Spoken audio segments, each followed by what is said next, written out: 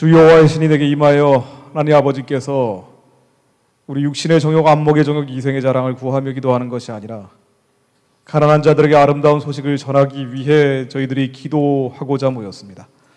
하나님, 이 자리에 강력히 임재하여 주시어 포로된 자에게 자유를, 갇힌 자에게 노임을 선포하며 마음이 상한 모든 자들을 위로하는 주님의 메시지가 풀어지게 하시고, 이 나라가 하나님 아버지께 붙잡혀 제사장 나라 통일된 선교 한국을 꿈꾸며 여기까지 왔사오니, 하나님, 주님께서 주신 꿈 땅에 흩어져 무너지지 않게 하시고, 저 만주와 시베리아 초원과 대륙을 달리며 하나님 아버지께 영광 돌리며 사는 이 나라 이 백성 될 수 있도록 하나님께서 길을 열어 주옵소서. 가련하고 불쌍한 북한 동포들의 신음과 절규와 통곡 소리를 이제는 들으시고 그들을 육신을 해방하고 영혼을 구원하여 주시며 이 땅에 하나님 아버지의 나라가 온전히 설 수 있도록 주님의 마음을 품은 다윗과 같은 지도자, 모세와 같은 지도자들이 나올 수 있도록 하나님께서 기름 부어 주옵소서. 너무나 혼란스럽고 혼돈과 안개 속 전국이나 하나님 아버지께서 크고 비밀한 일들을 계획하고 계심을 믿습니다. 저희는 주님의 마음을 품고 부르짖고 기도하오니 하나님께서 이 땅에 주의 크고 비밀한 일들을 이제는 보여주옵소서. 처음부터 마지막까지 하나님께서 영으로 함께해 주실 걸 믿사오며 예수 그리스도 이름으로 기도드렸습니다. 아멘.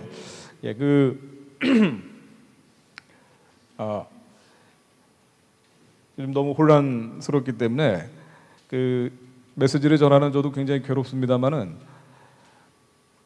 고린도후서 10장에 나오듯이 우리가 육체에 있어 싸우나 육체대로 행하지 아니하고요.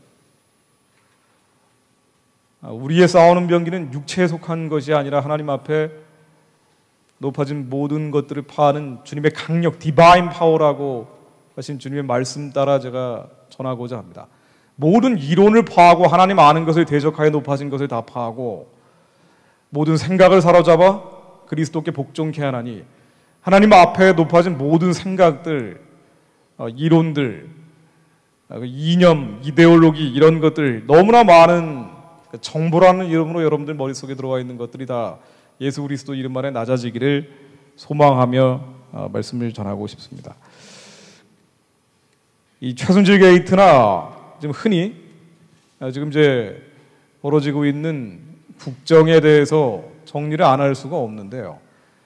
일반 목회자들 같은 경우는 말씀에 기초해서 기본적인 얘기만 하면은 되지만은 저는 이제 언론인이기 때문에 구체적인 얘기를 안 할 수가 없습니다. 근데 이 얘기를 건드리면은 어쨌든 지금 양극단으로 완전히 벌어져 있는 상태이기 때문에 양쪽에서 다 도를 맞게 됩니다. 참 언급하기조차 두려운 일들인데, 그럼에도 불구하고 너무 잘못된 정보, 거짓된 지식을 가지고 기도하는 분들이 많기 때문에 제가 정리를 안 해드릴 수가 없습니다. 제 의무고 제 또 역할이기도 하기 때문에 어쩔 수 없이 이 문제를 건드려야 되는데, 이제 이렇게 되면은 반드시 이 영상 보시는 분들, 여기 계신 분들도 마찬가지겠지만은 여러분들 생각과 틀린 부분들이 나오게 됩니다. 그러면은 악플이 달리죠. 이번처럼 욕을 많이 먹어본 적이 없는데 양쪽에서 다 먹습니다, 욕을. 그러나 어쩔 수 없이 제가 해야 될 일이기 때문에 기도하면서 제가 정리한 생각들을 진실에 기초해서, 거짓이 아니라 진실에 기초해서 기도 제목들을 나눠드리고 가려고 합니다. 지금이 너무 중요한 때다. 그러니까 제가 먼저 말씀드리고 싶은 것은 너무 중요한 시간이라는 말씀을 드리고 싶습니다. 한국이 경제적인 위기, 안보의 위기, 여러 가지 위기들이 복합적으로 벌어져 있을 때 해필이면 이른바 최순실 게이트라는 게 터졌는데, 경제적인 위기는 말할 필요도 없이 IMF 97년도 외환 위기가 왔던 그때보다 더 어렵다라고 다들 국민들이 입을 모아 지금 얘기하고 있을 정도로 국가 채무가 683조로 나오고 있고요. 가계부채가 1,500조니까 1,500조를 5천만 명으로 나누면 국민 1인당 3천만 원씩 정도의 가계부채가 있는 상태입니다.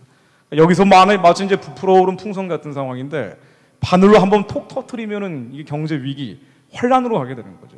그만큼 경제적으로 어려운 상황입니다. 박근혜 정부 4년 동안 국가 채무제가 아까 한 700조 가까운 돈들이 국가 채무, 가계부채가 1,500조고 국가 채무가 682조라고 되어 있습니다.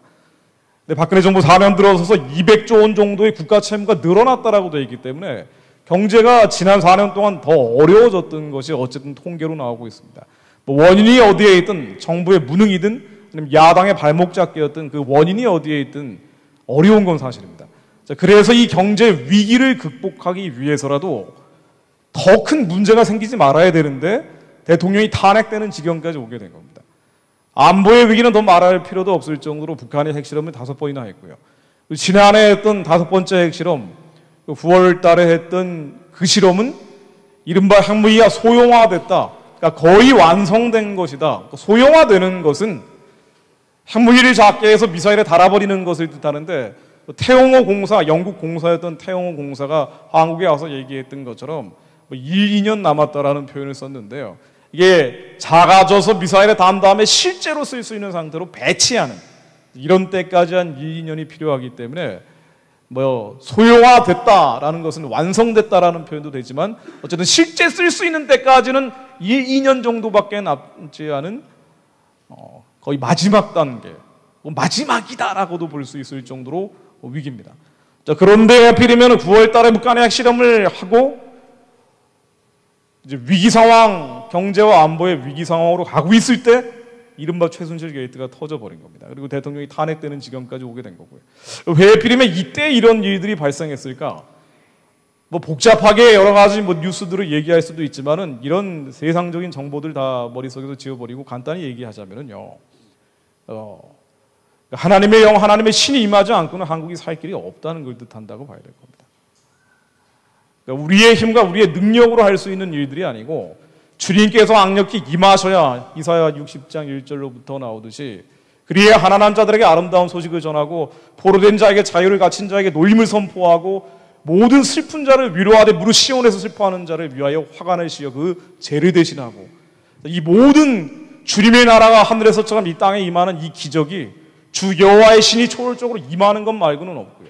그렇기 때문에 국가 기도하는 분들, 정말 이 나라와 민족을 위해서 기도하는 분들의 기도가 앞으로 한 3개월, 조금 길게 보면 한 3년 정도 이 기도가 남은 이 민족의 30년 역사를 결정할 정도로 중요한 때에 서 있다라고 봐야 될 겁니다. 경제 위기, 안보 위기뿐 아니라요. 이 위기라는 건 항상 기회라는 것과 같이 오기 때문에 이 중요한 때의 또 다른 면은 위기라는 것과 함께 기회입니다. 기회는 뭔가 아니 북한이 해방되고 구원될 기회가 또 왔다는 것도 다는 너무 중요한 때라는 겁니다. 지금 우리가 어떤 때에 서 있느냐? 해필이면 왜 이런 때에 이런 탄핵이라는 사건이 벌어졌느냐? 위기이기도 하지만 기회이기도 하다. 그 기회는 북한이 이제 70년 만에 아니 그 이전에 일제시대 35년까지 합치면은 100년 넘는 노예 생활을 북한 2,400만 동포들이 끝낼 수 있는 기회가 온 때이기도 합니다.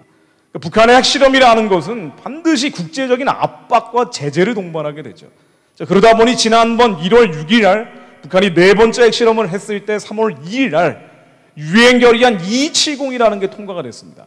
역사상 가장 어떤 특정한 나라에 대해서 압박과 제재를 가장 강력히 했던 것이 유엔 결의안 270인데 5차 핵실험을 9월 달에 하고 나니까 이것보다 훨씬 더 강력한 유엔 결의안 2321이라는 게 또다시 통과가 된 겁니다. 자, 그럼 이 2321이라는 게 통과되면 북한은 어떻게 되느냐? 간단히 이것도 얘기하면요. 앞으로 한 1년, 길게 보면 3년 정도만 요게 계속되면 북한은 못 버텼을 겁니다. 이건 거의 모든 전문가들이 입 모아서 하는 얘기예요. 한국의 경제 위기, 안보 위기가 심해지는 것과 함께 북한의 대외적인 국제적인 압박과 제재가 더 심해졌기 때문에 여기 2년에서 한 3년 정도만 계속됐다면은 북한의 우상 숭배 체제, 주체 사상 정권이 못 버티고 개혁 개방을 하든 아니면 아예 무너져 버리고 뻥 북한으로 향하는 길이 열려 버리든 이 둘 중에 하나의 결정적인 역사적 코너에 서 있을 때 해필이면 국가 리더십이 무너져 버린 거예요. 참 공교롭죠. 해필이면 이럴 때 말입니다. 자, 그래서 이 너무나 중요한 때 이런 일들이 발생을 했기 때문에 앞으로 그러니까 목사님 말씀하신 것처럼 2017년 뭐 짧게는 3개월이고요. 길게 보면은 1년, 거기에 2년에 더해서 3년 정도의 우리의 기도가 앞으로 우리 민족의 30년 역사를 결정 지을 수도 있습니다. 이 북한의 해방과 구원이 갈라질 수 있는 일종의 변곡점에 섰다라고도 말씀을 드렸는데요. 태어공사가 오늘 뭐 조선일보 인터뷰한 내용 아주 의미 있는 내용들이 있어서 제가 몇 마디 한번 인용을 해보겠습니다. 영국 공사였던 사람이죠. 북한에 있는 해외 엘리트 가운데 대표적인 사람이고 유럽의 김정은 자금을 관리하던 사람이라고도 알려져 있는데 그건 모르겠어요. 구체적으로 어떤 내용들을 알고 있는지 모르겠지만 유럽에 있는 북한의 간첩망이 크게 두 가지가 있는데 일본의 조총련이 있고 유럽에 있습니다. 유럽에 있는 간첩망도 알고 있지 않겠는가 뭐 이런 얘기까지 나오는 인물입니다. 이 태어공사 북한의 로얄 패밀리라고 볼 수 있는데 이 사람이 여름에 도망왔죠. 한국으로 도망와서 이제 언론에 공개됐습니다. 근데 이러한 만약에 이게 탄핵이라는 것 혹은 최순실 게이트라는 것 이런 것이 없었다면은 북한은 아주 결정적 급변의 사건을 맞을 수도 있었을지 모르는데 어쨌든 이 양반이 한 얘기 보면은요 북한의 로얄 패밀리니까 내부의 사정을 잘 알고 있는 사람일 겁니다. 양극화가 심한 평양은 외부에 눈을 뜨면은 이 사람이 했던 얘기입니다. 오늘 인터뷰한 내용인데요. 외부에 눈을 뜨면 즉 정보가 북한에 들어가면은 물먹은 담벼락처럼 무너질 것이다. 그러니까 북한은 정보가 들어가면 무너질 것이다라고 얘기를 합니다. 왜 그러느냐? 북한 정권이 너무 잔인하기 때문이에요. 김정은에게 아무 희망도 발견할 수 없기 때문이라고 얘기를 합니다. 그래도 스위스에서 공부를 했기 때문에 김정은이 되면은 김일성, 김정일 시대와는 다르게 중국 정도로라도 개혁 개방을 하지 않겠는가라고 기대를 했으나 이거는 기대일 뿐이었고 북한은 개혁 개방하기가 어렵죠. 근데 불가능에 가깝다라고 봐야 될 겁니다. 왜 그런 거 아니? 인터넷 만만 깔리게 되면은 그러니까 개혁 개방을 정말 김정은이 결정을 하게 되면은 김정은을 그 정당성 있는 정통성 있는 통치자로 인정할 리가 없죠. 왜냐하면 북한 주민들이 너무 괴롭혔기 때문에 한 번도 민주적인 선거를 통해서 당선된 지도자가 아니기 때문에 민주적 정당성이 없는 지도자이기 때문에 개혁 개방을 하는 순간 중국 정도라도 개혁 개방을 하면은 북한 정권은 무너진다라는 것을 김정은이 너무 잘 알고 있죠. 그렇기 때문에 중국으로 변화하지 않는 겁니다. 자, 그래서 김정은이 집권하자마자 했던 것이 사람을 죽이는 거예요. 공포 정치였는데 자, 이 공포 정치가 어느 정도였느냐? 태용공사 얘기입니다. 자기 마음에 안 든다고 중앙당 아래에 있는 한 개 부서를 도륙을 낸 적도 있다. 직책 있는 사람은 모두 총살을 하고 문서 나르는 말단 행정원까지 모두 수용소에 보냈다. 이 사람이 직접 알고 있는 이건 이제 뉴스입니다. 지금까지 나오지 않은 얘기들인데 예를 들면 북한의 부총리급이 회의 중에 졸다가 끌려가서 공개 처형을 당하기도 하고 고모부인 장성택도 건성건성 박수를 쳤다는 이유로 처형문에 그렇게 나오죠. 건성건성 박수를 쳤다는 이유로 기관총보다 더 강력한 비행기 잡는 고사총탄이라는 것으로 처형을 당하기도 했는데 이것 말고도 태어공사가 얘기하는 거는 마음에 안 든다고 중앙당에 있는 한 개 부서를 도륙을 내버리고 모두 총살시키고 말단 행정원 가족까지 수용소로 보냈다. 이게 겁을 줘가지고 나머지 사람들이 따라올 수 있을 정도로 하기 때문에 개혁 개방은커녕 북한의 문을 여는 것은커녕 희망이 없는 지도자다. 그래서 나는 도망쳤다라고 얘기를 하는 겁니다. 그리고 대북 제재, 북한에 대해서 개성공단을 폐쇄한다든가 이런 제재가 효과가 있느냐 없느냐 이게 한국에서 이념 싸움, 좌파와 우파 간의 이념 싸움으로 연결돼가지고 아주 극도의 분열 원인이 되기도 하는데 이렇게 얘기합니다. 태용공사는 대북 제재는 유효하다. 그리고 유엔의 제재도 유효하다. 왜 그런 거 아니? 이게 숫자, 북한에 대해서 제재를 하는 것이 숫자, 예를 들면 북한에 들어가는 물자가 줄어드는 이런 숫자의 의미라기보다는 북한 주민들에게 미치는 심리적인 변화를 판단해야 된다. 북한 엘리트와 주민들이 김정은으로부터 떠나게 된다는 그 효과를 만들어낸다는 겁니다. 이 사람이 얘기한 것 중에 아주 중요한 포인트인데요. 이게 뭔가 하니 왜 이 심리가 중요하냐? 유엔 제재라든가 대북 제재라든가 그리고 인권 문제에 대해서 문제 제기하는 이런 모든 것들이 결국 김정은이 신이 아니라는 것을 보여주게 한다는 거예요. 이 사람이 계속 했던 일관된 얘기입니다. 이게 뭐 기독교인도 아닌데 신정체제를 무너뜨릴 수 있는 도구가 된다, 뭐 이런 표현들도 나오더라고요.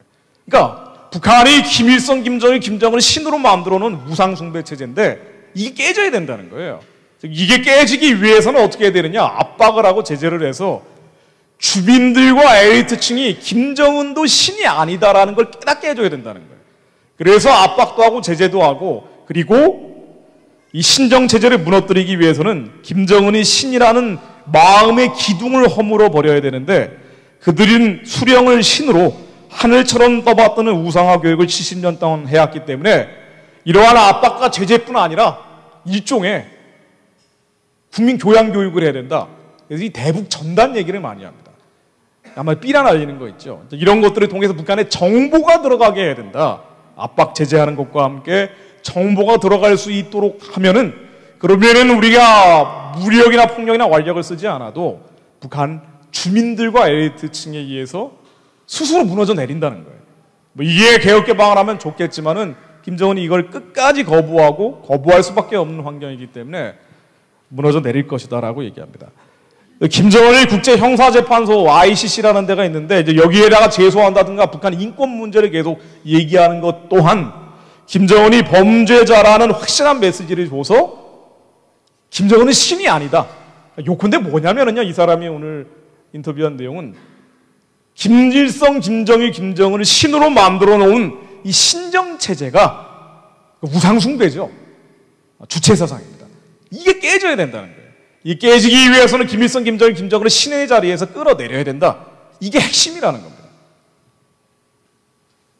이게 물리적으로 압박과 제재를 하는 것도 있지만 결국 한국의 기독교인들, 깨어있는 기독교인들이 기도했던 게 맞았다라는 것을 반증해주는 얘기이기도 합니다. 기도할 때, 저도 항상 얘기하지만은 우리가 무력으로, 폭력으로, 완력으로 북한의 핵무기 만드니까 우리도 핵무기 만들어가지고 부딪히자, 이것이 아니고 이 영적인 세계에서 발생하는 것이기 때문에 하나님을 대적하고 심지어 참칭하고 있는 이 김일성, 김정일, 김정은이라는 신정체제에 대해서 이 주체사상이라는 이 흑암과 어둠과 사악한 진에 대해서 마귀를 멸하시는 예수 그리스도 이름으로 무너지라고 선포하는 기도였죠. 이게 맞았다라는 얘기를 하고 있다고 저는 생각을 합니다. 그래서 아마 이러한 제재, 압박, 2년에서 한 3년 정도만 더 하면은 북한의 우상숭배 체제나 주체사상 정권은 무너졌을 것이다 라고 저는 개인적으로 생각을 합니다. 이렇게 중요한 때 한국의 리더십이 무너져 버렸다는 게 안타깝기도 하지만 그만큼 하나님이 뭔가 새로운 일을 준비하고 계시다라는 희망과 소망을 담지하고 있다고도 볼 수가 있습니다. 또 한 가지 제가 말씀드리고 싶은 것은요, 한 명의 기도가 너무 중요하다는 겁니다. 자, 소돔과 고모라가 멸망할 때 이렇게 돼 있죠. 소돔과 고모라가 너무 악이 창궐하기 때문에 하나님이 쓸어버리십니다. 한국에 대해서도 소돔과 고모라란 비유를 하는 경우도 많은데 이 죄악과 음란이 가득 찼기 때문에 창세기 18장 20절을 보면은요, 여호와께서 가라사대 소돔과 고모라에 대한 부르짖음이 크고 그 죄악이 심히 중하니, 하나님이 그래서 이 소돔과 고모라를 끝내려고 하시죠. 죄악과 음란이 너무 가득 차 있기 때문에 끝내려고 하시는데, 이때 아브라함이 얘기합니다. 의인과 함께 악인을 함께 멸하시렵니까 하면서 의인 50명만 있어도 살려주시지 않으시렵니까 라고 얘기를 하죠. 그랬더니 32절에서 내가 10명만 있어도 그 10명으로 인하여 멸하지 아니하리라. 이 비유는 마태복음 11장 29절에 예수님이 가라지와 곡식을 같이 뽑을까 염려해서 그만 두신다는, 심판을 잠시 멈추신다는 마태복음 11장 29절에도 반복이 되어 나옵니다. 가만두어라, 가라지를 뽑다가 곡식까지 뽑을까 염려하노라. 무슨 얘기인 거 아니에요? 이 사회가 소돔과 고모라처럼 흉악과 악이 창궐에 있을지라도 의인 10명이 있으면 그 의인 10명의 피 때문에 이 대한민국이 깜깜하고 하나님께서 심판을 내리시려고 해도 의인 10명이 있으면 그 빛을 보고 하나님이 심판을 미루신다는 얘기입니다. 그러니까 이 의인 10명이 의로워져서 대통령이 되고 국회의원이 되고 장관, 차관이 돼서 그래서 세상을 바꾼다는 적극적인 의미가 아니고, 그 의인 10명이 있으면 하나님은 악이 창궐하고 흉악이 번져 있지만 그럼에도 불구하고 이 의인 곡식과 가라지를 같이 싶으면 아직 때가 되지 않았기 때문에 그 의인 때문에, 의인 10명 때문에 잠시 심판을 미루신다는 거예요. 기회를 주신다는 겁니다. 제가 이 탄핵 국면에서 전국에 있는 기도처를 많이 돌아다니게 되는데요. 그 시골에 계신 연로하신 분들이 나 같은 사람이 무슨 기도한다고, 나라와 민족을 위해서 기도한다고 뭐가 달라지겠습니까? 라고 회의적인 얘기를 하실 때가 있습니다. 그러나 전혀 영적인 세계에서는 그렇지가 않은 것이, 그분들이 깨어서 이 나라를 위해서 뭔가 구체적인 일을 하지 않아도 그분들이 예수의 심장을 가지고, 예수 그리스도의 마음을 가지고 예수 그리스도 안에서 이 나라와 민족을 위해 중보할 때 하나님께서 그 심장 가운데 있는 빛을 보시고 이 민족 전체에 대한 심판을 미루실 수 있다는 겁니다. 그래서 이 의인 10명, 나 한 명의 기도가 내가 예수의 심장을 품고 가느냐 안 가느냐가 이 나라에 임박해 있는 하나님의 회초리를 막을 수 있는 결정적 도구가 될 수도 있다는 겁니다. 의인 10명이 소돔과 고모라의 심판을 막을 수 있었던 것과 마찬가지고요. 여러분들이 의인이 되고 알곡이 된다면 하나님, 이 나라에 너무나 죄악과 음란이 창궐해 있지만 하나님, 제가 의인 알곡이 된다면 주님께서 우리의 빛을 보시고 다시 한번 기회를 주실 수 있음을 믿음으로 선포하며 기도했으면 좋겠습니다.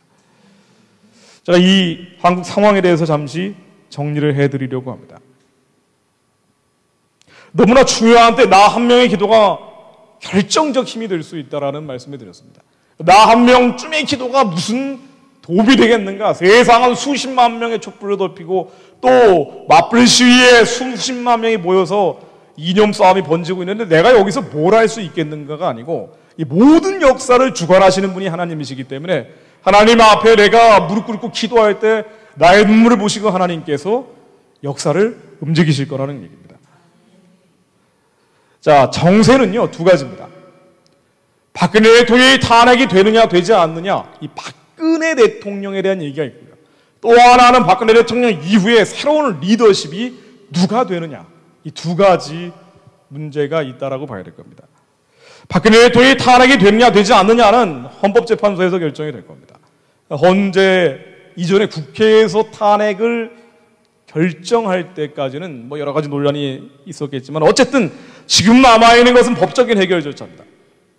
헌법재판소에서 헌법 65조에 나오는 것처럼 박근혜 대통령의 재임 중에 헌법과 법률의 위반이 중대하다라고 본다면은 탄핵을 인용해서 파면시킬 거예요. 그러니까 단순히 헌법과 법률의 위반이 있다는 것만으로 자르는 게 아니고, 이 헌법과 법률에 대한 위반이 중대하다. 예를 들면은 예전에 2004년에 노무현 대통령 탄핵 사건 때처럼 그때 몇 가지 예를 든 게 있습니다. 한 7, 8가지. 뇌물 같은 걸 받았다라든가 이런 것이 입증이 된다면 이것은 대통령직을 계속 수행할 수 없을 정도로 중대한 헌법 법률 위반이다라고 해서 파면시킬 겁니다.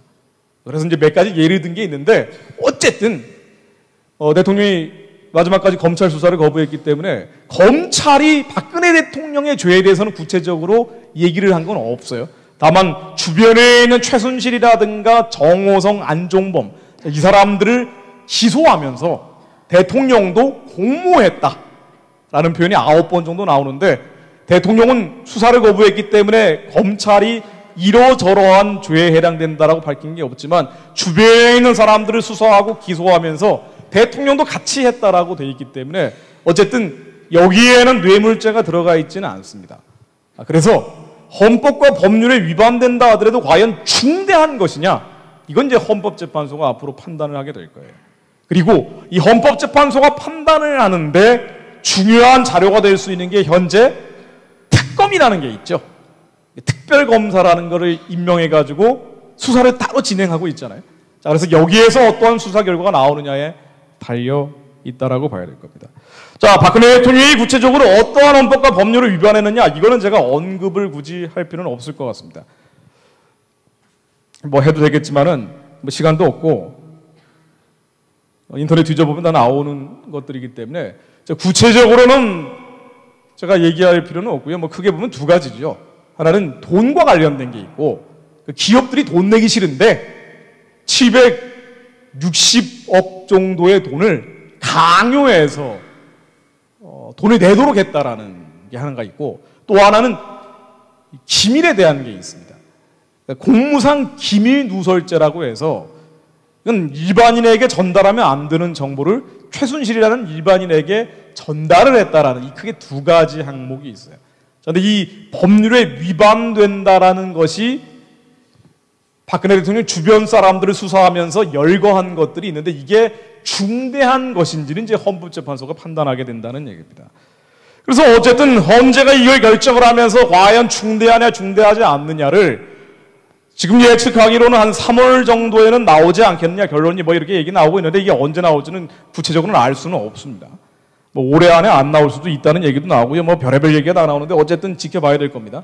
어쨌든 헌법재판소가 이것을 법적으로 해결을 하고 있는데 여기에 대해서 지금 진보와 보수 양진영에서 장외 논리 전쟁이 굉장히 격렬하게 벌어지고 있죠. 한쪽에서는 박근혜 대통령이 헌법재판소가 판단을 해야 될 중요한 12가지 항목들, 이게 국회에서 이러한 헌법과 법률을 위반했다라고 토스한 내용들이 있어요.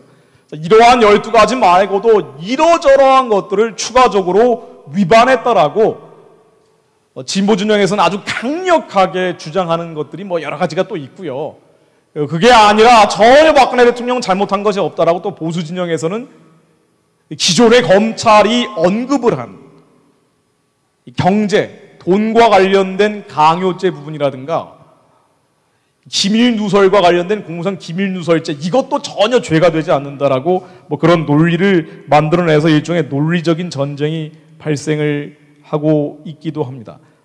자, 그런데 이런 정치적인 얘기를 하고자 하는 게 아니고요. 이 법적인 해결 절차에 들어섰는데 이 법적인 해결 절차 말고 초법적으로 해결하자는 주장이 한국에 또 강력히 일어나고 있는 것 또한 사실입니다. 이게 이제 촛불 시위죠. 촛불 시위는 박근혜 대통령 탄핵이 결정되기 전까지는 일반인들이 주축이었다라고 볼 수도 있습니다. 아마 어떻게 대통령이 이런 식의 추문에 휩싸이느냐, 그리고 워낙 드라마적인 요소가 이번에 많죠. 올해도 정유라 보도가 나오지만은 어떻게 이화여자대학교에도 부정 입학을 했다라는 의혹이 일고 있는 가운데 시험마저도 부정시험을 본 것이 아니냐 또 다른 의혹이 나오고 있는, 한마디로 국민 정서를 자극하는 요소들이 굉장히 많습니다. 자, 이러다 보니까 그야말로 한국의 결식 아동이 40만 명이나 되는데 이런 일이 어떻게 있을 수 있느냐라고 이제 촛불 들고 나온 사람들이 많은데, 그렇게 해서 일종의 국민 저항권 같은 게 일어나 탄핵이 결정된 그 다음에는 약간 성격이 바뀌었다고 봐야 될 겁니다. 법적인 해결 절차로 들어섰는데 그 다음에 지금 나오고 있는 촛불 시위는, 지금 나오고 있는 주장들은요, 법적인 해결 절차가 아니고 이 법적인 해결 절차가 의미가 없다, 당장 박근혜 대통령 물러나라는 구호가 주요 구호가 되고 있는 상태입니다. 그리고 황교안 국무총리가 대통령 권한 대행을 하고 있는데 황교안 총리도 당장 물러나라. 그래서 탄핵 이후에 나오고 있는 촛불 시위의 큰 주제는 법적인 해결 절차 기다릴 것 없다, 이거 아무 의미 없기 때문에 당장 방 빼라, 그리고 박근혜와 관련되어 있는 황교안 총리를 포함해서 이 주변 사람들 다 물러나라 라는 일종의 이 법적인 해결 절차가 아니라 힘에 의한 해결을 주장하고 있는 것이라고 봐야 될 겁니다. 자, 그런데 여기에는 이제 평가를 또 하게 되면은 여기 계신 분들도 생각이 다를 수 있고, 인터넷 보시는 분들은 또 많은 분들이 생각이 다를 테니까 별의별 얘기를 다 하실 수가 있는데, 각자 알아서 생각을 하시고요. 다만, 법에 의한 해결과 힘에 의한 해결이 있는데, 법에 의한 해결이 아니고 이제 힘에 의한 해결이 됐을 때는 어떤 일들이 벌어지는지는 제가 시뮬레이션을 해드릴 의무가 있을 것 같습니다. 지금 헌법재판소가 박근혜 대통령의 위헌 위법 여부의 중대성을 판단을 해서 파면 여부를 결정한다고 했는데요. 아주 주제도 무겁고 언어들도 굉장히 육중한 어휘들을 제가 사용을 하고 있는데 헌법 시간에 나오는 얘기들이죠. 이런 얘기들은 이제 국민들이 알고 기도하는 것 자체가 쉬운 일이 아닙니다. 그럼에도 불구하고 정확한 정보와 진실의 기초에서 기도를 해야 되기 때문에 어쩔 수 없이 제가 말씀을 드립니다. 일단 법적인 해결 절차에 들어섰는데 이거 의미 없다, 힘으로 해결하자라고 만일 이게 현실이 되면 어떤 상황들이 전개되는 거 아니에요. 물러나기 싫어하는 박근혜 대통령을 힘에 의해서 물러나게 하는 겁니다. 자, 그렇게 되면 한국은 진보하고 보수 양축이 있고 좌파하고 우파 양 진영이 있는데 보수와 우파 한쪽 축이 완전히 무너져 내린다는 것을 의미한다고 볼 수도 있습니다. 자, 그래서 진보 좌파 쪽으로 힘이 압도적으로 쏠리게 되는 일종의 무게중심이 한쪽으로 이동을 하게 되죠. 진보 좌파에서 주장하는 것들이 있고 보수 우파에서 주장하는 것들이 있겠지만은 한국은 어쨌든 진보와 보수, 좌파와 우파가 균형을 이루고 있는 상태이기 때문에 한쪽 주장이 이방적으로 받아들여지지는 않아요. 자, 그런데 어느 한쪽 진영이 힘을 잃어버리면은 반대쪽에서 주장하던 것들이 그대로 수용된다는 걸 뜻을 의미합니다. 그래서 법에 의한 해결 절차가 아니라 힘에 의한 해결 절차, 박근혜 대통령 즉각 사퇴, 황교안 총리 즉각 사퇴, 이게 정말 현실이 된다면은 진보 좌파에서 주장하는 것들이 현실이 된다는 걸 뜻해요. 지금 당장 구체적으로 집행이 된다는 걸 의미합니다. 헌법재판소가 법에 의한 해결 절차에 들어섰는데도 불구하고 힘으로 정말 해결된다는 건 어떤 상황들이 발생한다는 걸 의미하냐면요, 이런 겁니다. 촛불 시위 같은 게 굉장히 거세져가지고 그런 일이 발생하면 안 되겠지만 불상사가 생기는 거예요. 뭐 사람이 죽거나 다친다든가 이런 일이 있으면 안 됩니다. 자, 그런데 만약 이런 일이 발생하게 된다면 박근혜 대통령이 이미 지난해 한창 최순실 게이트가 불거졌을 때 내가 임기를 다 채우지 않겠다, 4월에 퇴진을 하고 그리고 대선은 한 6월 정도에 치르겠다고 본인이 얘기를 한 적이 있어요. 직접 국민들에게 대국민 선언을 한 게 아니라 측근들을 통해서 이런 얘기를 발표를 한 적이 있습니다.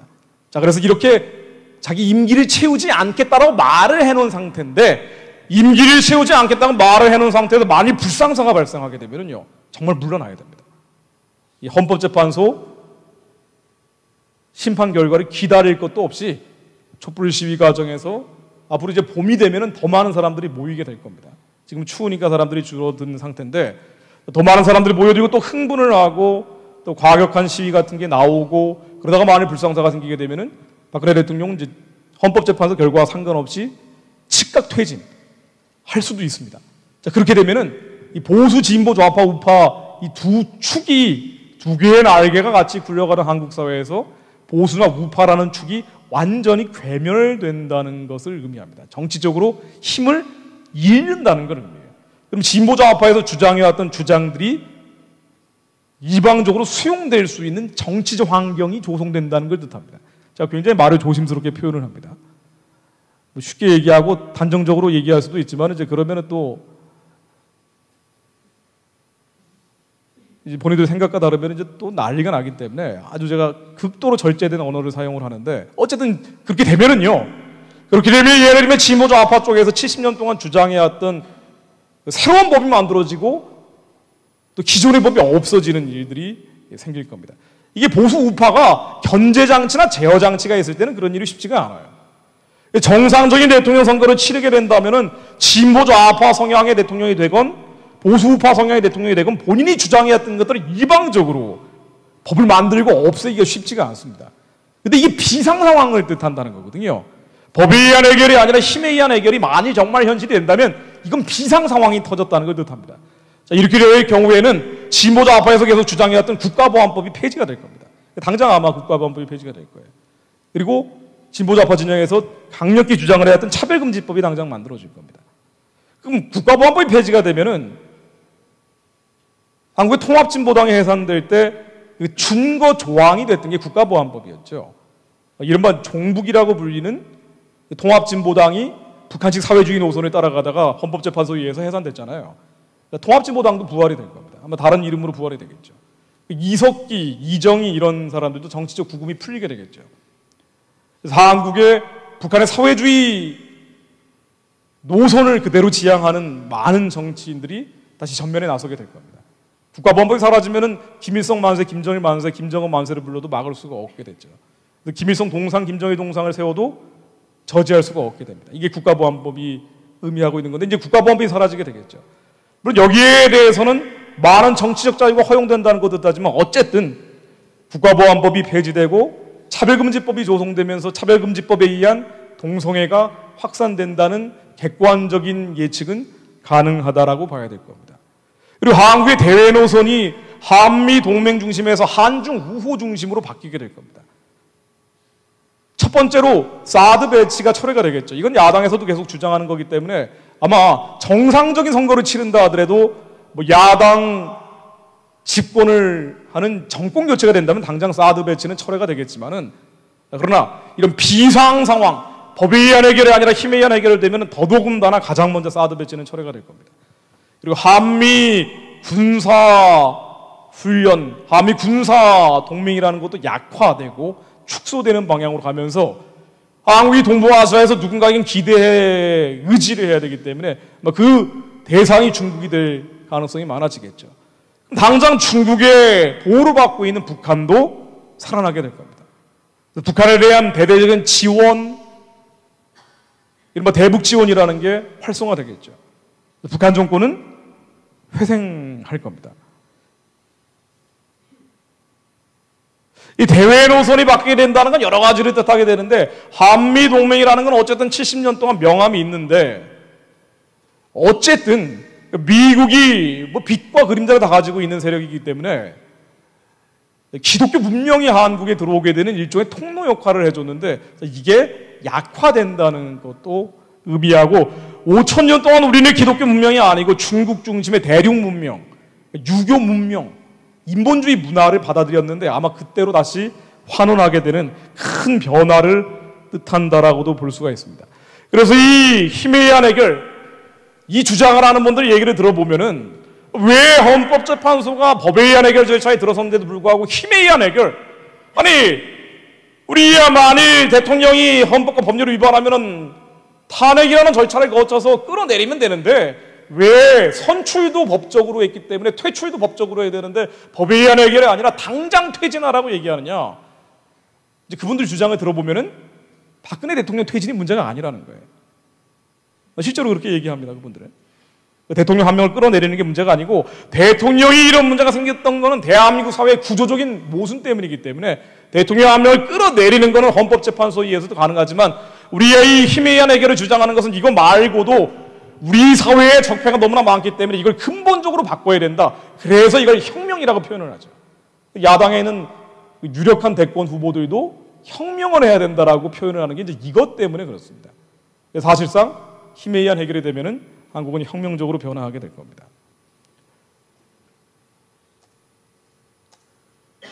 자, 그런데 여기에 대해서 보수 우파,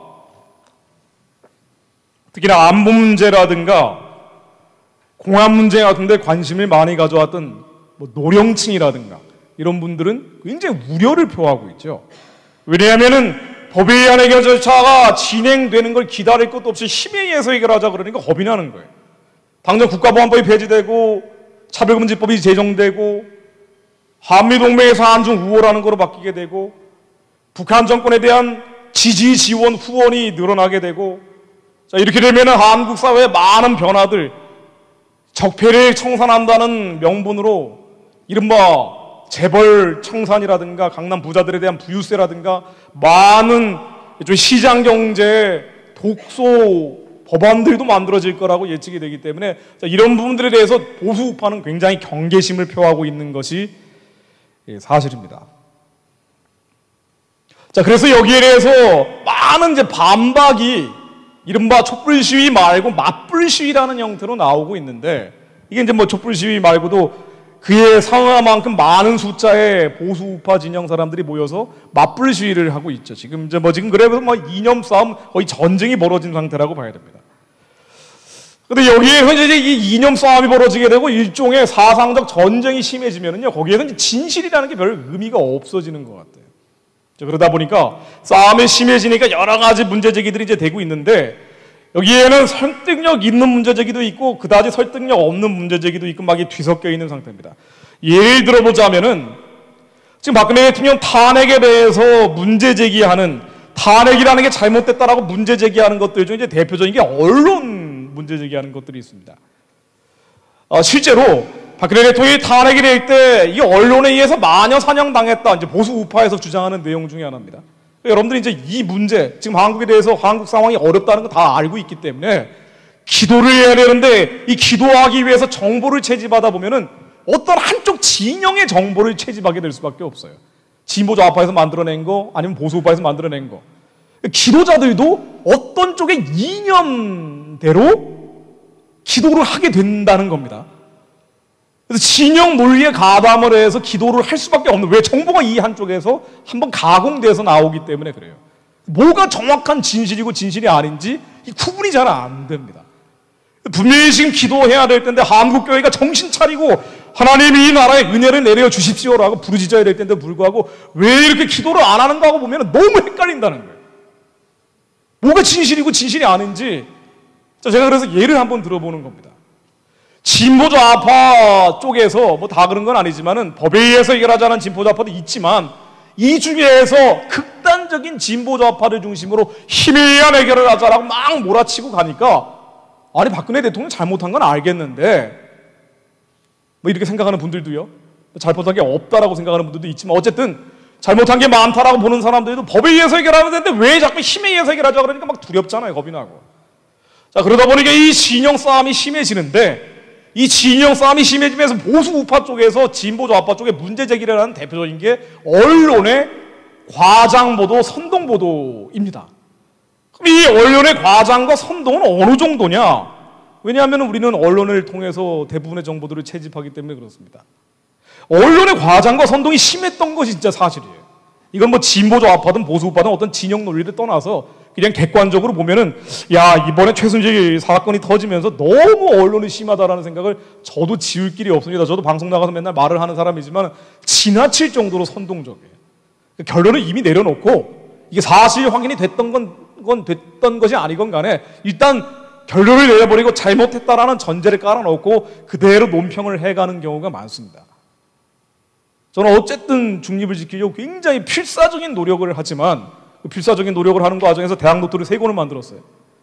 여기 같이 나온 사람들보다 더 많이 알지 않으면 정확한 정보를 그들보다, 한마디로 감정적으로 선정적으로 평가하는 사람들보다 정확히 얘기할 수가 없습니다. 그렇기 때문에 정말 필사적으로 노력을 하는데, 근데 대부분의 평론가들 보면은 쉽게 얘기를 합니다. 그러니까 분위기가 한쪽으로 쏠려가면은 그냥 그야말로 뭐 복날에 개 잡듯이 잡아버리는 경우가 많아요. 지나치게 선동적이죠. 자, 이러다 보니까 나온 보도들 가운데 사실이 아닌 것들도 꽤 많이 있습니다. 예를 제가 한번 들어볼게요. 뭐 여기 뭐 보안소님 얘기 제가 나중에 드리겠지만은, 예를 들면 언론이 그야말로 최순실 사건과 관련해서 수없이 보도를 쏟아내면서, 예를 들면은 최순실 아들이 청와대 5급 행정관 특혜 근무를 했다. 어떤 특정한 언론사만 이런 보도를 한 게 아니고요. 대한민국 언론들이 다 그랬어요, 지금. 이게 사실 아닙니다. 완전한 오보였죠. 최순실 아들은 없습니다. 통일 대박이라고 박근혜 대통령이 얘기를 했는데 이게 최순실 아이디어라는 보도도 나왔습니다. 제가 뭐 특정 매체는 얘기를 안 할게요. 방송사에서 나온 건데 이거 사실 아니죠. 통일 대박이라는 그 신창민 씨가 쓴 통일은 대박이다라는 책에서 인용을 한 거죠. 이거 사실 아닌데 이렇게 나왔습니다. 트럼프가 박근혜 대통령을 비하했다, 이런 발언을 했다. 이건 역시 사실로 확인된 게 전혀 아닙니다. 최순실이 박근혜 대통령 이란 순방을 할 때 박근혜 대통령 전용기에 동승을 했다. 이것도 사실이 아닌 것으로 확인됐는데도 불구하고 마치 사실인 것처럼 언론이 보도를 했어요. 최순실 언니 최순득이 박근혜 대통령과 동기 동창이다 라고 보도를 어떤 매체가 했는데, 그리고 다 인용을 해가지고 떠들어댔는데도 불구하고 동기 동창 아닌 것으로 학적부를 확인해 보니까 확인이 됐습니다. 대통령이 이런 말을 했습니다. 5월 5일 어린이날 간절히 바라면 온 우주가 도와준다라고 얘기를 했는데 이게 샤머니즘 발언이다. 박근혜 대통령이 샤머니즘과 관련이 있는지 없는지 그건 모르겠어요. 어쨌든 본인이 공식적으로 주장한 거는 단전호흡을 뭐 94년도부터 했었고, 그리고 아침에 명상을 할 때는 몇 시간 동안 명상 상태에 들어가기도 했었고, 뭐 이런 것들은 본인이 주장을 하는 건 그러니까 맞는데, 그런데 정말 이 간절히 바라면 온 우주가 도와준다는 말을 한 게 샤머니즘, 정말 무당 같은 사람한테 말을 듣고 한 것이냐? 그런데 이 얘기는 실제로 어디 나오냐면은요, 한국의 베스트셀러였던 올로 코엘료의 소설 연금술사의 이 한 대목 중에 나오는 걸 인용을 한 거라고 합니다. 그래서 이것도 역시 사실이 아니었는데 이런 보도를 했죠. 황교안 총리가 해고 통지를 문자로 받았다. 뭐 지난해 아주 떠들었던 뉴스 중에 하나인데 이거 전혀 사실 아니었습니다. 결정적 오보가 이제 이런 겁니다. 보안 손님인데 이게 왜 이 얘기가 나왔냐면은요, 대통령 경호실에 이영석 차장이라는 사람이 12월 5일 날 국회의원들이 뭐 질문 공세를 쏟아내는 과정 중에 이런 얘기를 했어요. 최순실이 보안손님이다. 보안손님은 어떤 정식 절차 없이 그냥 프리패스로 통과하는 사람을 보안손님이라는 은어로 부른다 그래요. 그래서 이 사람이 보안손님인 건 맞는데 차은택이라고 해서 최순실의 오른팔 같은 사람이 있었다 그러죠. CF 감독이고 이 사람 통해 가지고 CF 회사 만들어 가지고 기업들에서 뭐 등을 치고 막 했다 그러잖아요. 그런데 어쨌든 이런 차은택이라는 사람도 보안 손님이다라고 얘기를 해버렸어요. 이 사람이. 경호실 차장이. 자, 그래야죠. 언론이 막 쏟아냅니다. 최순실도 보안 손님인 게 문제인데 차은택이라는 사람 이 남자잖아요. 프리패스로 청와대에 출입을 한 것이 대통령이 독신의 여성인데 뭔가 있는 거 아니냐. 썸씽이 있는 거 아니냐. 이런 식으로 막 보도를 쏟아냅니다. 심지어 한국의 유력한 이간지의 논설위원은 이런 얘기를 합니다. 차은택이라는 사람이 보안 손님으로 확인됐다라는 얘기를 인용을 하면서 대면 접촉을 그토록 싫어하는 박근혜 대통령이 심야 시간대에 차 씨를 만난 건 분명히 이례적이다. 근데 어쨌든 경호실 이영석 차장이라는 사람이 이 사람이 보안 손님인 건 맞는데 이 사람도 보안 손님이라는 질문에 예, 맞습니다라고 얼떨결에 대답을 했어요. 그런데 이 대답을 했다고 해서 이 사람이 심야에 박근혜 대통령을 홀로 대면 접촉한 그 얘기를 한 건 아니거든요. 그런데 언론은 마치 심야에 독신의 여성 대통령이 이 남자 차은택이라는 사람을 프리패스로 통과시켜가지고 만난 것처럼 막 떠들어대기 시작한 거예요. 진실은 뭐냐? 여기에 대해서 검찰이 이런 얘기를 합니다. 뭐 검찰도 보수 우파는 믿지는 않는데 어쨌든 그 믿지 않는 검찰조차도 검찰의 특별수사본부의 노승권 서울중앙지검 1차장이라는 사람이 기자들이 막 질문을 해대니까 이렇게 얘기합니다. 차은택이 청와대에 들락말락했다는 의혹도 있는데 본인은 이 사람은 절대 그런 적 없다. 난 보안 손님도 아니고 청와대 간 적도 없다라고 얘기를 했어요. 본인은 이런 말을 하고 있다라고 말을 하면서 우리가 과학수사기법을 동원해 보니까 차은택은 출입을 한 적이 없다라고 얘기를 했어요. 한마디로 보안 손님이 아니다라고 검찰이 확인을 해줬는데도 불구하고 언론은 마치 차은택과 박근혜 두 사람 간에 뭔가 있는 것처럼 심야에 대면 접촉을 했다는 식으로 보도를 한 거죠. 그러니까 기업들한테 돈 받았다는 거, 기밀을 누설했다는 거, 이 두 가지가 확실한 불법이라 하더라도 국민 감정, 정서를 이런 부분들이 자극을 하니까 탄핵까지 가게 됐다라고 보수 우파는 막 주장을 하는 거예요. 이렇게. 뭐 또 이게 오보였던 게 사실이기 때문에 그러한 논거가 또 서기도 하는 겁니다. 또 하나 태블릿 PC 같은 겁니다. 태블릿 PC 뭐 얘기 많이 나오죠. 뭐 이게 도대체 무슨 소리냐 태블릿 PC가. 사실 제가 이제 이게 이 귀한 시간 들여가지고 뭐 이렇게 분석을 하고 있습니다만은 무슨 국민들이 이걸 어떻게 하나하나 분석을 하면서 이런 뉴스를 보겠어요. 그러니까 보수 우파 성향인 분들은 언론에서 나오는 보도는 다 가짜다 이렇게 봐버리고 좀 극단적인 보수 우파 성향인 분들은 더 심하고요. 좀 진보 좌파 성향이나 중도 성향인 분들은 이제 언론에서 나오면은 일단 필터링 없이 야 이거 다 문제다라고 이제 한마디로 이제 단정적으로 보고 진영 논리로 되게 가요. 진실을 정확하게 판단을 하고 분석을 하는 그런 시간이 없기 때문에. 그럼에도 불구하고 제가 염려하는 건 뭔가 아니 국가 기도자들마저 이 진영 논리로 가게 될 경우는 진실이 아닌 거짓말에 기초해서 기도하고 계시다는 거예요. 저도 하루에 수없이 카톡 문자 메시지를 받게 되지만은 카톡을 통해서 받게 되는 이 수많은 문자들이 대부분 사실이 아닌 것들이 많습니다. 기도하는 분들마저 이렇게 사실이 아닌 것들을 가지고 기도하면은요, 한 가지 분명한 현상이 발생을 합니다. 기도의 순서가 바뀌어요. 가장 중요한 기도 제목들인데 이게 뒤로 밀려버려요. 그래서 이 가짜 기도 제목이 올라가 버립니다. 자, 그래서 비교적 지금 돌아가고 있는 상황들, 저는 사실 언론 보도를 여러분들에게 보지 않아도 된다라고 말씀드리고 싶어요. 인터넷도 아예 보지 않아도 된다라고 말씀드리고 싶습니다. 이 정보들이 여러분들이 진위 여부를 판단할 수 있는 시간적 여유나 마음의 여유가 없기 때문에 이거를 정확히 판단을 해서 기도하는 건 너무나 어려워요. 그럼에도 불구하고 카톡에서 돌아다니는 인터넷은 걸러지지도 않은 정보들인데 이러한 1차 조작판 찌라시 같은 얘기들을 가지고 기도하면은 기도 순서가 뒤죽박죽이 돼서 정말 기도의 우리의 회개와 미래의 일에 대한 소망이 사라져버리고 그야말로 이념 전쟁, 예를 들면은 박근혜를 무조건 당장 끌어내려야 된다는 극단적인 주장을 하거든가 아니면은 빨갱이는 다 때려잡아야 된다는 극단적인 주장, 어떤 이념 싸움으로 가버리더라고요. 국가 기도자들이. 근데 왜 그런가 하고 보면은 들어오는 정보가 부정확한 정보들이 많기 때문에 그래요.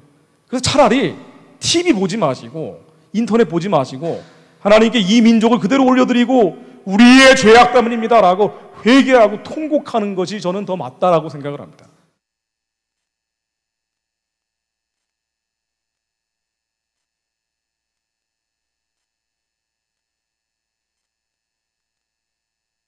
이념 싸움이 되고 진영 논리가 돼버리면은 원래 그래요.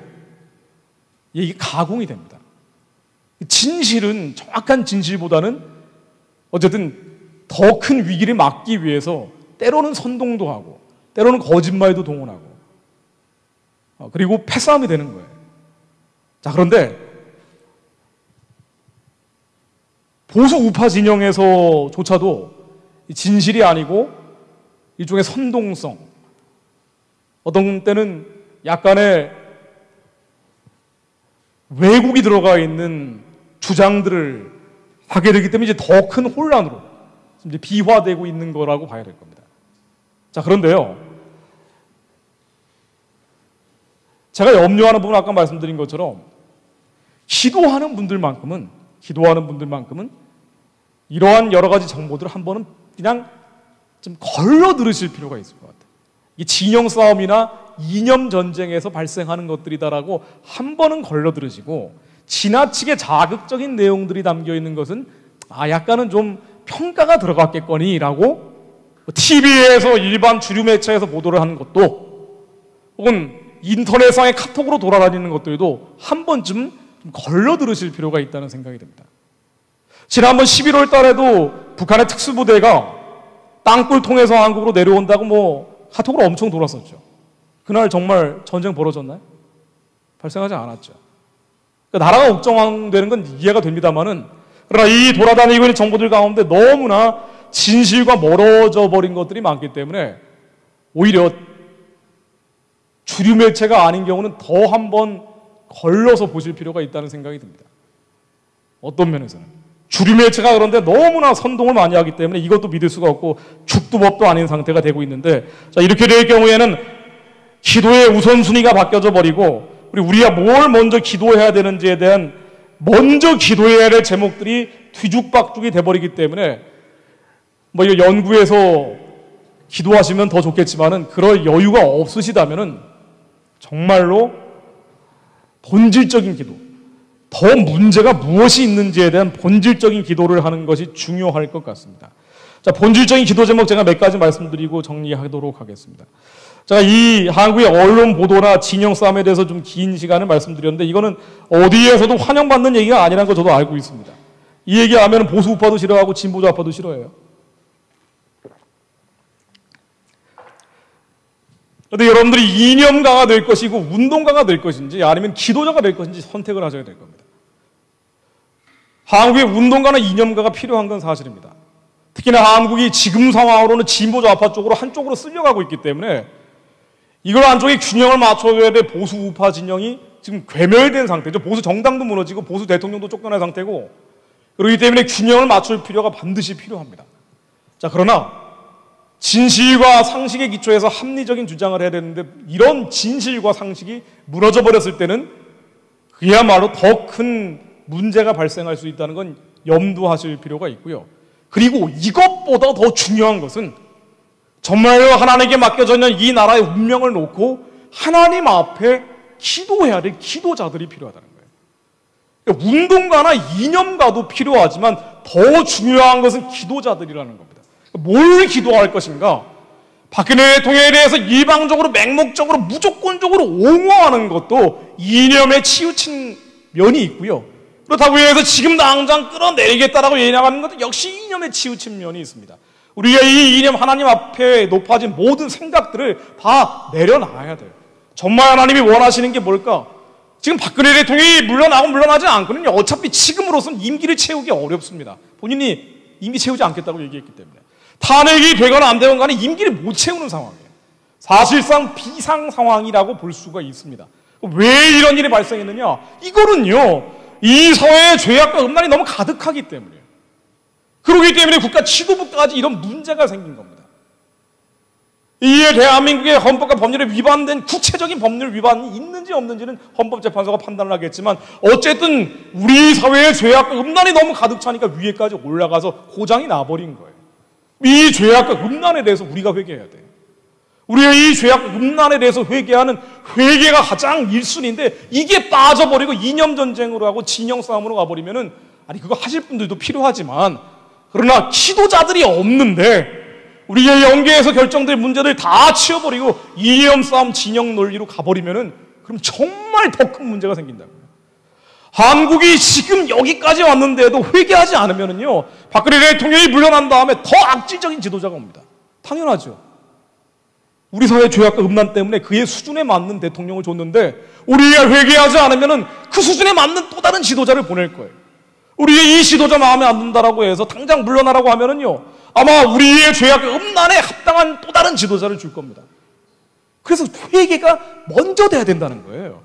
자, 아까 얘기한 것 중에 참 저도 괴로워요. 나라 걱정되시니까 한다는 거 알아요. 그런데 기도하는 분들만큼은, 나라를 위해서 중보하셨던 분들만큼은 조금 더 우선순위를 두고 해야 될 기도들이 있다는 거예요. 이게 회개입니다. 우리의 얼마나 이 사회에 죄악과 음란이 가득 차 있습니까? 낙태율 1등, 자살률 1등, 생명을 가볍게 여기는 게 일상화돼 버렸잖아요. 흡연율, 음주율 1등, 청소년 흡연율, 음주율 1등, 돈과 물질과 육체가 중시가 돼서 성형수술이 1등인 나라. 한국의 음란 노출도가 1등인 나라가 되어버렸습니다. 어쩌다 이 지경이 되어버렸습니까? 우리의 기준이 육신의 정욕과 안목의 정욕과 이생의 자랑이 되어버린 거예요. 제가 통계 하나 인용해 드릴게요. 아주 대표적인 통계니까. 여성 흡연율, 음주율도 1등인데요. 이 얘기하면 정말 저도 욕 많이 먹었지만 어쩔 수 없이 얘기를 합니다. 한국의 변태, 퇴폐, 향락업소들이 너무 많은데, 공식적으로 조사를 안 하려고 하는데 한번 조사한 적이 있습니다. 여성가족부에서 12년 전에 한번 한 적이 있어요. 성매매 여성이 최소 유럽의 10배 정도로 나옵니다. 20, 30대 여성의 4% 정도라고 나옵니다. 물론 다 사연이 있겠죠. 퇴폐, 향락, 음란업소에서 일한다고 해서 이거를 판단하고 정죄하자는 얘기가 아니라, 그러나 한국 사회에 그런 수요가, 소비가 많이 있다는 거잖아요. 근데 이 4%, 20, 30대 여성의 4%가 여성가족부의 공식 통계인데, 여성단체에서는요, 최소 이거보다 3배가 많다고 얘기를 합니다. 그러면 유럽보다 30배가 많은 거예요. 여러분 한번 보십시오. 식당가 한번 가보세요. 퇴폐, 음란, 향락 없어요. 한국의 장로님들 가운데 윤락업소 한번 이용 안 해본 분들이 있는지 한번 나와보라고 하세요. 한국에 죄악과 음란이 너무 창궐해 있어요. 우리의 이 죄악과 음란이 창궐하고 돈과 물질과 육신, 돈을 사랑하는 게 만악의 근본이 되어 있는데, 우리가 이 부분에 대해서 미혹되고 정신이 나가버렸다는 걸 차리지 않으면요, 그런 상태에서 우리의 회개하고 도구하고 기도하는 건 다 빼버리고 이념 싸움, 정치 싸움에만 함몰해버리면, 그러면은 어떻게 되겠냐고요. 한국이. 기도하는 분들만큼은, 그 남은 렘넌트, 남은 자들만큼은 그래도 이 부분을 놓고 부르짖고 기도해야 되지 않겠습니까? 더 심각한 문제는 전 이거라고 봅니다. 왜 한국이 이렇게 혼란스럽고 죄에 대해서 둔감해져 버렸을까? 저는 이렇게 봅니다. 북한 문제 때문이라고 봐요. 너무 단정적으로 얘기하는 거 아니냐 반문하실지 모르지만은, 북한이라는 너무나 우리가 삼척동자도 알 수 있는 선과 악의 명확한 빛과 어둠의 구분에 대해서 이게 악이 아니다, 이게 어둠이 아니다라고 여기에 대해서 기준을 잃어버리면 모든 기준이 무너져 버립니다. 북한의 우상숭배 체제의 주체사상 정권, 이 영적인 음란이 죄가 아니다라고 봐버리면은 한국에서 발생하는 모든 죄악에 대해서 이것도 죄가 아니다라고 보는 거예요. 너무나 명명백백한 죄에 대해서 죄가 아니라고 보면은 그보다 조금 더 작은 사이즈, 작은 규모의 죄에 대해서는 죄가 아니라고 둔감해져 버리는 거예요. 예를 한번 들어볼까요? 2013년도 10월 30일 날 11월 8일까지 부산에서 WCC가 열렸죠. 10차 총회가 열렸습니다. 이때 한반도의 평화와 통일에 관한 성명서가 한국교회가 대부분 참가해가지고 발표합니다. 이거 뭐라고 해놨냐면요, 2013년도 10월 31일 날 WCC 10차 총회에서 나온 겁니다. 남북한 교회, 여러 가지 얘기들이 있지만은, 여러 가지 얘기들이 있어요. 북한 정권에 대한 경제 제재, 금융 제재를 해제해라. 북한 정권은요, 우상숭배 체제예요. 주체사상 정권입니다. 북한 정권 무너지라면 무슨 극우 세력이라고 뭐 얘기하고 그러는데요, 북한 정권은 무너져야 돼요. 다만 하나님의 방식으로 평화적으로 무너지길 우리는 바랄 뿐이에요. 하나님의 영과 하나님의 신임에서 북한 주민들에 의해서, 북한 엘리트들에 의해서 스스로 저 북한 내부의 변화가 일어나길 우리는 바랄 뿐입니다. 그러나 북한의 우상숭배 체제의 주체사상 정권은 무너져야 돼요. 그거 당연한 얘기 아닙니까? 그런데 이 북한 정권에 대해서 경제제재와 금융제재를 해제해라. 이걸 한국 교회가 세계 교회하고 연합해가지고 성명 내면 되겠습니까? 북한 정권이 악하다는 인식이 없는 거예요. 북한의 정치범 수용소를 지금도 20만 명이나 가두고 있고, 북한의 치아교인들 수없이 많은 사람들의 통곡 소리가 들리는데, 이 사람들이 죽이고 있는 것에 대해서 이게 잘못됐다라고 보는 인식 자체가 너무나 희미한 거예요. 그러니까 이런 얘기를 하죠. 외세 한반도에서 모든 군사훈련을 중단을 해요. 이게 한국 교회가 세계 교회하고 연합해서 내일 성명 내용입니까? 외세 한반도에서 모든 군사훈련을 중단해라. 한반도에서 군사훈련하는 외세는요, 미군밖에 없어요. 한미 군사훈련 중단하라는 거예요. 이렇게까지 중요한 거예요, 한미 군사훈련 중단시키는 게? 북한의 핵무기 얘기 한마디 들어가지 않고, 북한의 미사일 얘기 한마디 들어가지 않고, 모든 외세의 군사훈련 중단하래요. 한국 교회가 이런 가장 기본적인 영적 분별력이 무너져 버리니까, 술 먹고 담배 먹고 온갖 나쁜 짓 하고 돌아다니는 데 대해서도 성도들에 대해서 할 말을 못 하는 거예요. 그러니까 지금 뭐 촛불 시위 나오고 맞불 시위 나오고, 이거 이전에 박근혜 대통령 탄핵을 해야 되느냐 탄핵하지 말아야 되느냐 이런 정치적인 고급 논리 이전에 기본적인 영적 분별이 마비돼 버린 거예요, 한국 교회가. 북한 동포들이 죽어가는 것에 대해서, 강제로 송환당하고 있는 여자들이 눈물 흘리고 있는 것에 대해서 미안해하는 마음이 없는 거예요. 이게 죄라는 겁니다. 분별력이 마비돼 버린 거예요. 강제 송환당한 여성들이 아이를 낙태당하고 죽어가면서 그 아이 낙태된 애들을 태반주사로 만들어서 한국에서 수입해 오는 것에 대해서 분별력이 없는 거예요. 이걸 우리가 맞으면서 건강해진다라고 주사 맞고 있는 것이 나쁘다는 걸 모르는 거예요. 이게 안 돼 있는데 어떻게 정치적인 얘기하면 뭐합니까? 또 이런 얘기도 있어요. 정전협정을 평화협정으로 대체해라. 이건 참 가관인데 이건 설명을 안 하겠습니다. 길어지니까. 남북한 교회의 협력과 연대라는 표현이 들어갑니다. 남북한 교회의 협력과 연대. 이거 정말 회개해야 됩니다. 북한의 교회가 어디 있어요? 북한의 지하교회는 지하교인들이죠. 드러나 있지 않으니까 그 교회하고 연합하자는 게 아니잖아요. 봉수교회, 칠골교회 얘기하는 거 아닙니까? 봉수 칠골교회가 교회입니까? 그게 교회가 아니라 그러면 극우인가요? 봉수 칠골교회는 김일성이 하나님이라고 고백하는 김일성 성전 같은 곳이에요. 주체 사상에 따라서 사람의 생명이 육신의 생명, 사회정치적 생명 두 개가 있는데, 영원한 생명인 사회정치적 생명을 주는 것이 조선의 하나님은 김일성이다라고 논리가 돼 있어요. 여기에 따라서 주체 사상이 주체 신학으로 변태되고, 주체 신학에 따라서 봉수 칠골교회를 만들어서 김일성을 더 잘 믿고 더 잘 따르면 나도 영원한 생명을 누릴 수 있다. 교회에서 나오는 우리의 복음을 김일성의 엉뚱한 논리로 바꾸는 거예요. 이거는요, 가짜 교회도 아니에요. 김일성 성전입니다. 그런데 여기하고 한국교회가 협력을 합니까? 심지어 연대를 해요. 예수 그리스도하고 베리알이 같이 가자는 거 아니에요. 이걸 한국교회 태반이 성명을 같이 내놓고 부끄러워하지 않는 거예요. 일제시대 신사참배를 하고 우리가 얼마나 혹독한 후과를 치릅니까? 그때는 살기 위해서 한 거죠. 근데 누가 죽입니까, 지금? 한국교회가 이런 기본적인 부분들에 대해서 분별을 안 하고 죽어가는 통곡 소리에 대해서 귀를 막아버리고 그들의 울부짖음에 대해서 살려달라고 하는 꽃제비들의 이야기에 대해서 완전히 눈을 감아버리고, 북한 정권 지원이 분명한데도 불구하고 이게 북한 주민 지원이라고 거짓말하면서 북한 체제 지원을 하고 있고,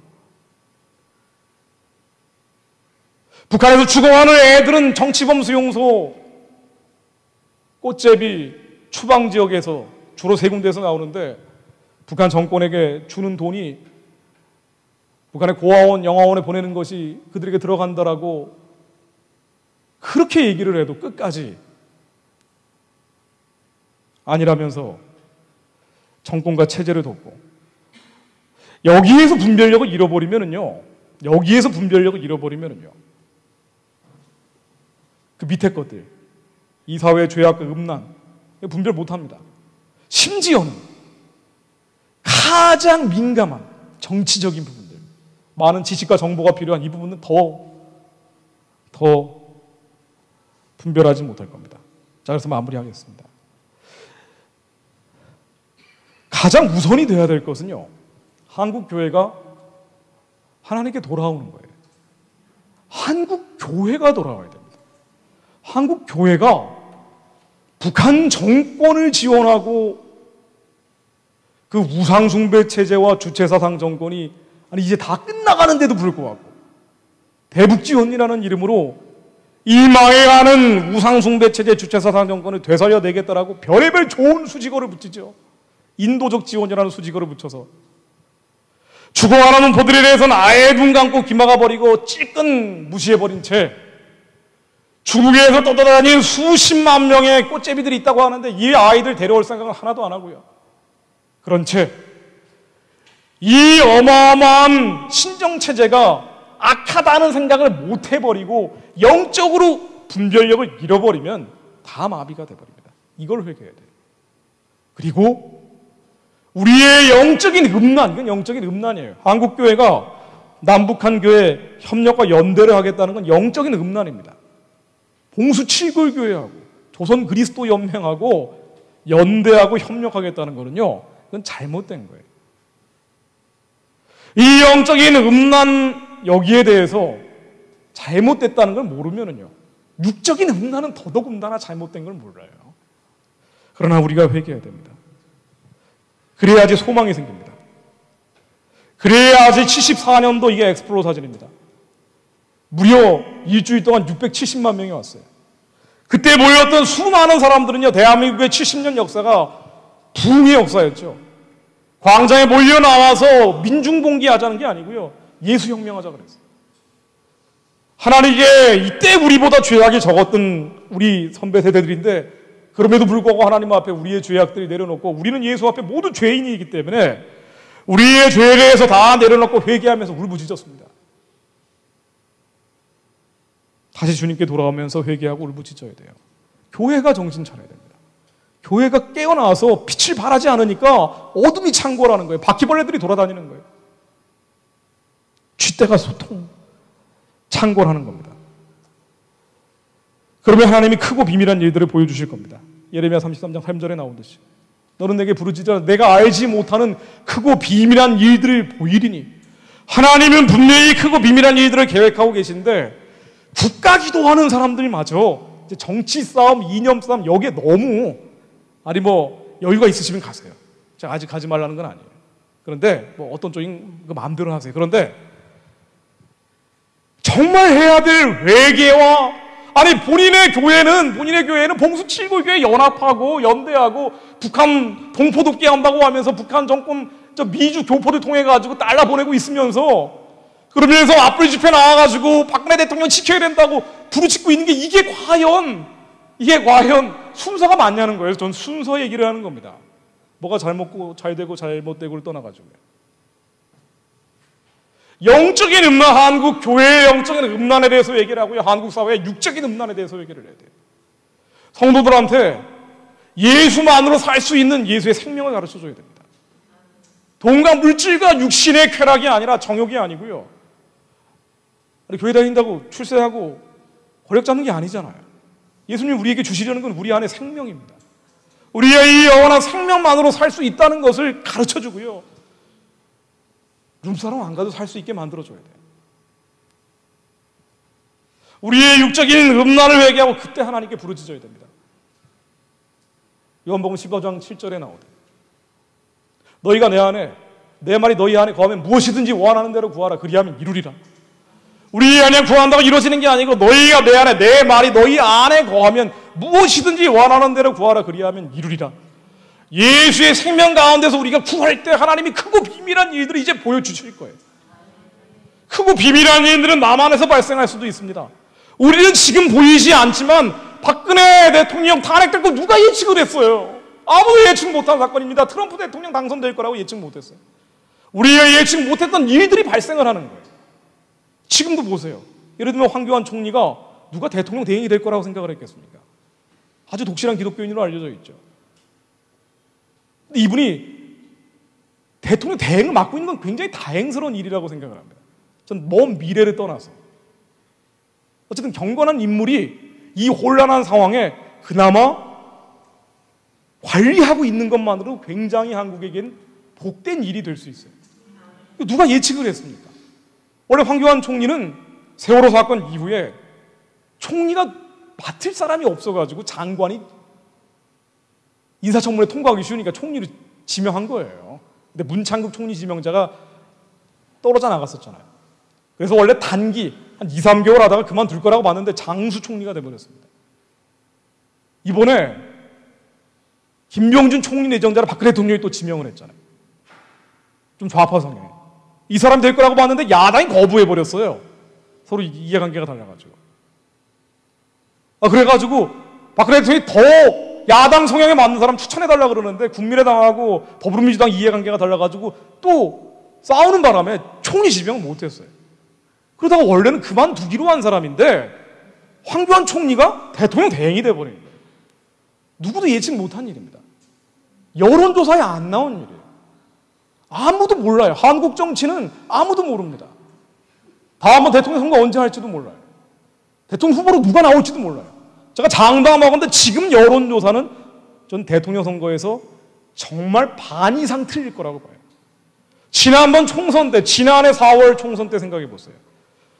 새누리당이 반드시 압승한다고 나왔습니다. 왜냐하면 야당이 분열돼 버렸기 때문에 여당이 압승한다고 나온 거예요. 그런데 여당 압승을 해서 180석 이상을 잡을 거라고 얘기를 했는데 예측을 해고 모든 여론조사, 모든 정치평론가가 그렇게 얘기했어요. 적어도 160석 정도는 나올 것이다. 근데 뚜껑을 까보니까 새누리당이 그야말로 막장공천이라는 걸 하면서 너무 오만하고 교만을 떨다가 국민들한테 밉상을 받아가지고 123석인가 밖에 안 나왔어요. 완전히 망해버린 겁니다. 이거 예측 못합니다. 한국은 이제 예측의 범위를 뛰어넘어 버렸어요. 말랑말랑한 밀가루 반죽 같은 상태. 이때 이념 싸움, 정치 싸움으로 해결될 수 있는 상황이 아니라고 저는 봅니다.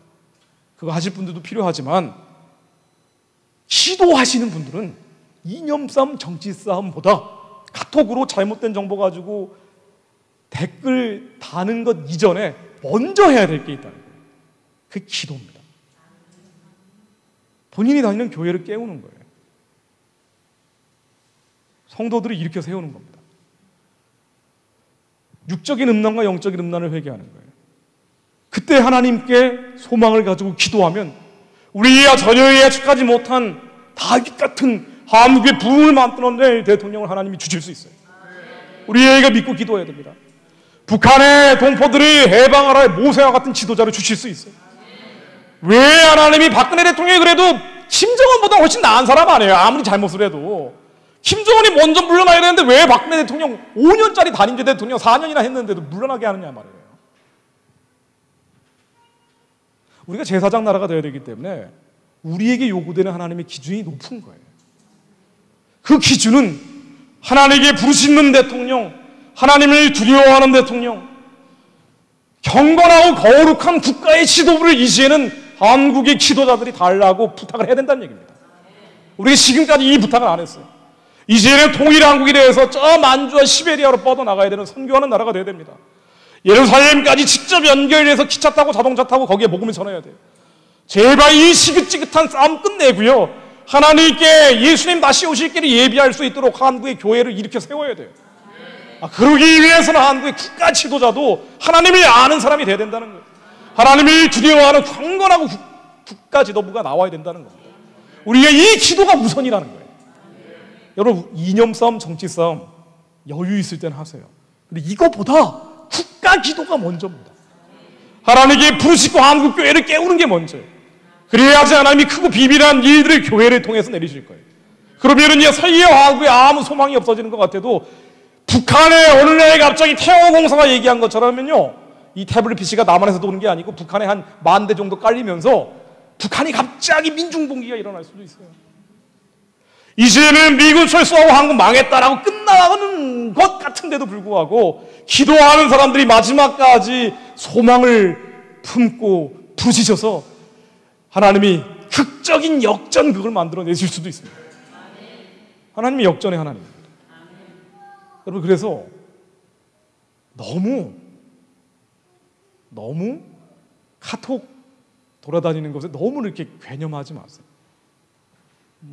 날짜 정해가지고 전쟁 난다라고 또 놀고 있던데요. 그런 답답하세요. 나라 걱정되니까 이렇게 막 만드시는 거예요, 그분들이. 나라 걱정돼서 하시는 건데, 이념 싸움, 정치 싸움을 하실 분들이고, 기도하는 분들은 우선순위를 정해서 하나님 앞에 회개하고 부르짖고 크고 비밀한 일들을 구하면 반드시 주실 것이라고 저는 믿습니다. 같이 기도하겠습니다. 하나님 아버지, 저희들이 이 땅의 죄악과 음란에 대해서 회개하지 아니하였고 주님 앞에 부르짖지 아니하였고 영적인 음란과 육적인 음란이 이렇게 창궐해 있는데도 불구하고 하나님 앞에 온전히 서지 못하였던 것을 회개합니다. 하나님, 우리가 우선순위가 있다는 것을 알고 있습니다. 모든 일은 때가 있고 기한이 있음을 믿사오니 하나님, 주님 앞에 저희들이 회개하며 기도합니다. 부르짖으며 하나님께 외칩니다. 하나님, 이 나라 살려주옵소서. 이 민족 구원하여 주옵소서. 이 나라의 구원과 소망을 위해 주여 삼창하고 함께 기도하시겠습니다. 주여, 주여, 주여.